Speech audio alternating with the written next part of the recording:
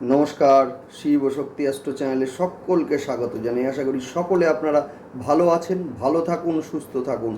মাসিক রাশিফলের আজকের ভিডিওয় আলোচনা করব মকর রাশি এবং লগ্নের জাতক জাতিকাদের আগামী এপ্রিল মাসটা কেমন কাটবে সেই নিয়েই। সেই সঙ্গে থাকছে নাক্ষত্রিক বিশ্লেষণ এবং সেই সঙ্গে প্রতিকার।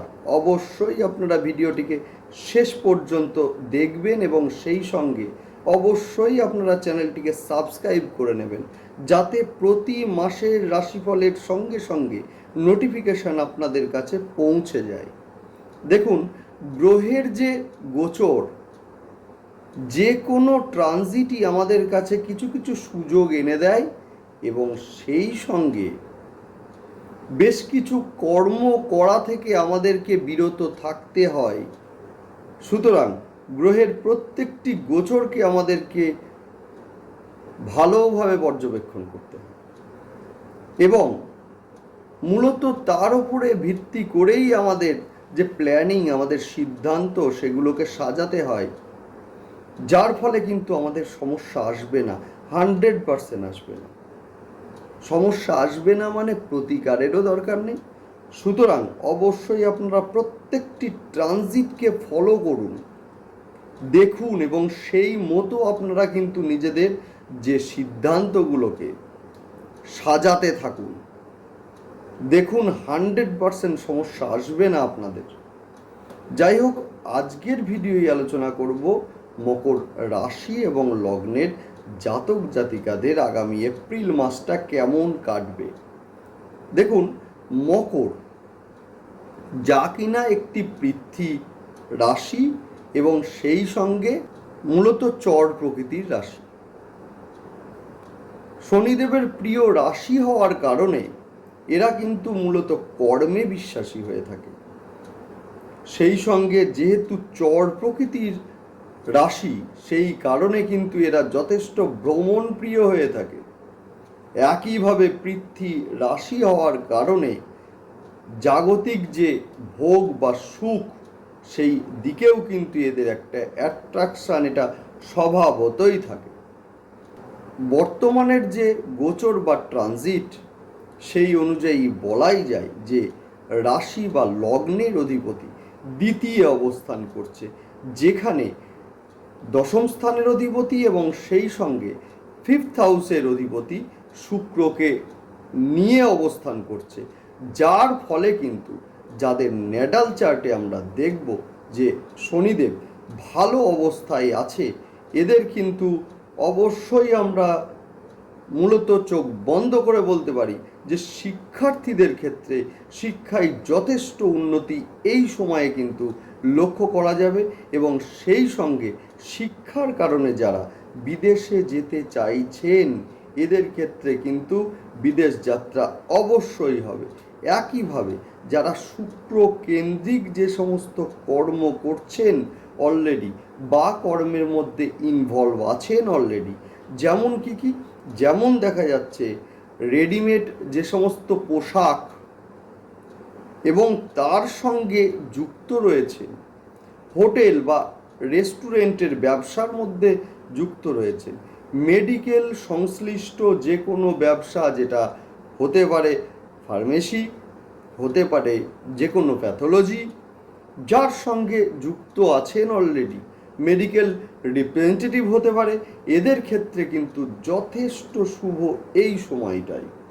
একই সঙ্গে বলা যায় যে 4th হাউসের অধিপতি এবং একাদশ হাউসের অধিপতি মঙ্গল এই সময় একই সঙ্গে থাকার কারণে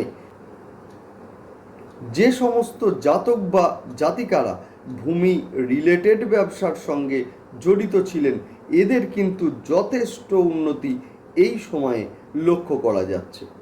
যেহেতু মঙ্গলদেব একাদশ স্থানের অধিপতি, অর্থাৎ এই যে কর্মের সাকসেস, এইটাও কিন্তু এই সময়ে অবশ্যই হবে এবং সেই সঙ্গে আয়েরও কিন্তু বৃদ্ধি পাবে যাদের ন্যাটাল চার্টে মঙ্গল ভালো অবস্থায় আছে।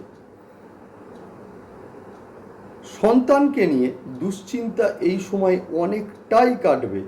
সন্তানের শিক্ষার ক্ষেত্রে যথেষ্ট ইমপ্রুভমেন্ট এইটাও কিন্তু আমরা দেখব এই সময়ে। যদিও সন্তানের মধ্যে এই সময়ে কিন্তু রাগ বা জেদ সেটা কিন্তু বৃদ্ধি পাবে।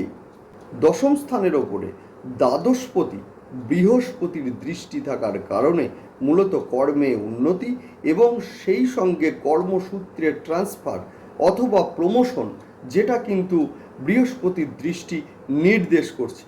মনে রাখতে হবে যে এই সময়ে কিন্তু মকর রাশি এবং লগ্নের 7.5 চলছে, অর্থাৎ কিছু প্রতিকার আমাদের নিতেই হবে, যেটা নিয়ে আমরা কিন্তু শেষে আলোচনা অবশ্যই করব।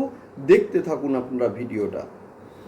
ফোর্থ হাউসের অধিপতি মঙ্গল দ্বিতীয়, অর্থাৎ যেটা কিনা চতুর্থের একাদশ, যার ফলে যারা গৃহ নির্মাণ করতে চাইছেন এই সময় বা কিনতে চাইছেন, সেটা হতে পারে ফ্ল্যাট, হতে পারে জমি, হতে পারে বাড়ি, এদের কিন্তু অবশ্যই হবে। এবং সেই সঙ্গে আমরা বলতে পারি যে ষষ্ঠপতি বুধ যেহেতু এই সময়ে ফোর্থ হাউসে গোচর করেছে, অর্থাৎ লোনের মাধ্যমে যারা লোন চাইছিলেন বা লোনের মাধ্যমে বাড়ি কিনবেন বা করবেন, এদের ক্ষেত্রে কিন্তু এই সময়টাই ভীষণ শুভ।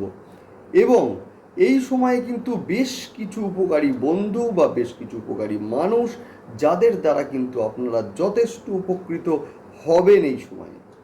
যাদের ন্যাটাল চার্টে বৃহস্পতিদেব মূলত বকরি বা দুস্থানগত আছেন, মূলত তাদের ক্ষেত্রে বলবো আপনারা মূলত খাবারের ওপরে একটু রেস্ট্রিকশন আনুন। এই সময়ে কিন্তু পেটের সমস্যা, লিভারের সমস্যা হওয়ার একটা সম্ভাবনা এটা কিন্তু আছেই।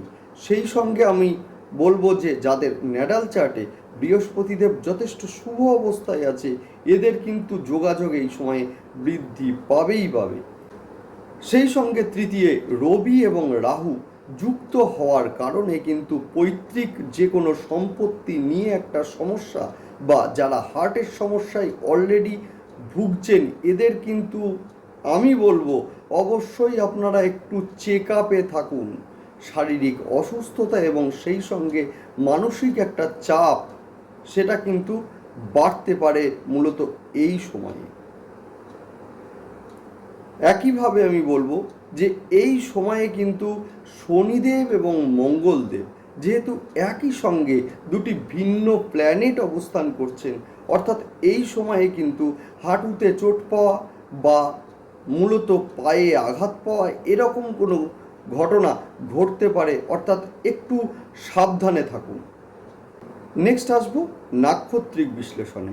মূলত উত্তরসারা নক্ষত্রে যাদের জন্ম, এদের ক্ষেত্রে আমি বলবো যে এই সময়ে কিন্তু শারীরিক অসুস্থতার একটা সম্ভাবনা আছে, সুতরাং শরীর বিষয়ে আপনারা সচেতন হন। সেই সঙ্গে বেশ কিছু অপরিচিত মানুষকে আপনাদের এই সময় চিনতে হবে এবং অ্যাভয়েড করতে হবে। এই সময়ে কিন্তু মান সম্মান হানির বা হঠাৎ করে সম্মান হানির একটা সম্ভাবনা এইটা কিন্তু এই সময়ে রয়েছে। নেক্সট আলোচনা করব সেটা হচ্ছে শ্রবণা নক্ষত্রের জাতক জাতিকাদের বলবো আপনারা শুনুন বেশি, বলুন কম। এই সময়ে কিন্তু আপনাদের যথেষ্ট ভালো, তবে আপনাদের কথার জন্য মানুষ ভুল বুঝতে পারে। সুতরাং এই সময়ে কিন্তু আপনারা শুনুন বেশি, বলুন কম, যথেষ্ট ভালো রেজাল্ট এই সময়ে পাবেন। সেই সঙ্গে ধনিষ্ঠা নক্ষত্রের জাতক জাতিকাদের বলবো এই সময়ে কিন্তু সম্পদ যোগ, গৃহ নির্মাণ যোগ, এই সময়ে ফ্ল্যাট বা জমি ক্রয়ের যোগ এগুলো কিন্তু আপনাদের আছে। একই সঙ্গে আমি বলবো যে গাড়ি সাবধানে চালান। এই সময়ে কিন্তু পায়ে চোট বা আঘাত লাগার একটা সম্ভাবনা এটাও কিন্তু এই সময় লক্ষ্য করা যাচ্ছে। নেক্সট আসবো প্রতিকার নিয়ে আলোচনায়। অবশ্যই আপনারা প্রতি সোম এবং শনিবারের দিনকে রুদ্রাভিষেক অবশ্যই আপনারা করবেন, এবং সেই সঙ্গে মঙ্গলবার এবং শনিবার দিন হনুমান চল্লিশা আপনারা পাঠ অবশ্যই আপনারা করুন। যাদের ন্যাটাল চার্টে রাহু দুস্থানগত আছে অবশ্যই তারা শ্বেত চন্দনের ব্যবহার বৃদ্ধি করুন। বিশেষ করে শ্বেতচন্দনের ফোঁটা কপালে বা গলায় লাগান, দুর্দান্ত রেজাল্ট আপনারা পাবেনই পাবেন। যাই হোক, ভালো থাকুন, আপনারা দেখতে থাকুন ভিডিও, এবং সেই সঙ্গে অবশ্যই আপনারা চ্যানেলটিকে সাবস্ক্রাইব করে নেবেন, যাতে প্রতিটি ভিডিওর নোটিফিকেশান আপনাদের কাছে পৌঁছে যায়, আপনাদের সিদ্ধান্ত নেওয়ার ক্ষেত্রে সুবিধা হয়। যাই হোক, সঙ্গে থাকুন, দেখতে থাকুন। নমস্কার।